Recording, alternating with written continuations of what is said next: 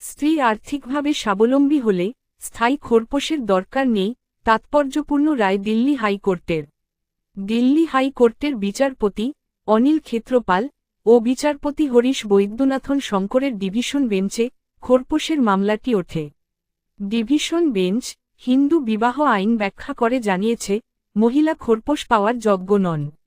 আদালত জানিয়েছে, আবেদনকারীর আর্থিক সাহায্য প্রয়োজন রয়েছে কিনা তা খতিয়ে দেখা দরকার। আবেদনকারীকে প্রমাণ দিতে হবে কেন তার খোরপোশের প্রয়োজন। তিনি নিজের দায়িত্ব নিতে পারবেন কি তাও বিবেচনার বিষয়।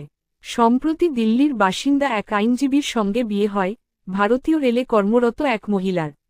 কিন্তু তাদের বিবাহ 14 মাসের মাথায় ভেঙে যায়। স্বামীর বিরুদ্ধে শারীরিক ও মানসিক নির্যাতনের অভিযোগ তুলে বিবাহবিচ্ছেদের মামলা দায়ের করেন মহিলা। স্থানীয় পারিবারিক আদালতে তাদের বিবাহবিচ্ছেদ হয়। এর সঙ্গে 50 লাখ টাকা খোরপোশের দাবি করেছিলেন মহিলা। সেই আবেদন বাতিল করে নিম্ন আদালত। মামলা গড়ায় হাইকোর্ট পর্যন্ত। হাইকোর্ট মামলা খারিজ করে বলে, হিন্দু বিবাহ আইনের HMA ধারা 25 এর অধীনে আর্থিকভাবে স্বয়ংসম্পূর্ণ ও স্বাধীন কেউ খোরপোশ পেতে পারেন না। কোন যুক্তিতে আদালত আবেদন খারিজ করেছে?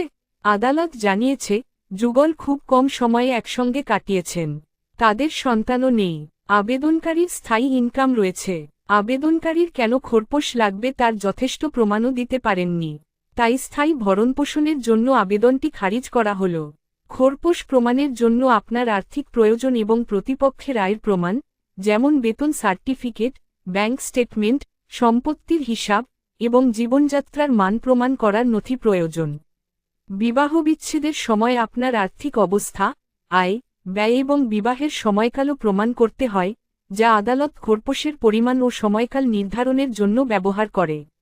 স্বামী স্ত্রী কত আয় করে তা প্রমাণের জন্য তাদের বেতন সার্টিফিকেট, ব্যাংক স্টেটমেন্ট, সম্পত্তি এবং অন্যান্য আর্থিক লেনদেনের প্রমাণ আদালতের নজরে আনতে হয়।